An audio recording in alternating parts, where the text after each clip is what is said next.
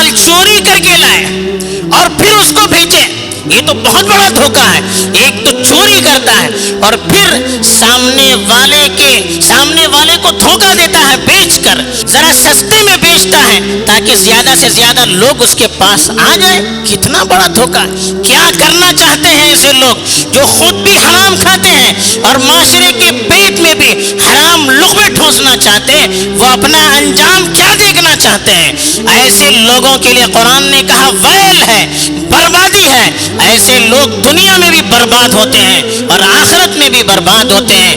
اللہ کے رسول صلی اللہ علیہ وسلم نے صاف طور پر ارشاد فرمایا کہ من غشنا فلیس منا، جو ہم کو دھوکہ دے وہ ہمارے طریقے پر قائم نہیں ہے، وہ ہم میں شامل نہیں ہے۔ حرام لقمہ پیٹ میں جائے گا، دعا قبول نہیں ہوگی۔ حرام لقمہ پیٹ میں جائے گا، کوئی عمل قبول نہیں ہوگا۔ اور دوسروں کے ساتھ جو برائی کرے گا، لوگوں کے دلوں میں بھی اس کی نفرت ڈال دی جاتی ہے۔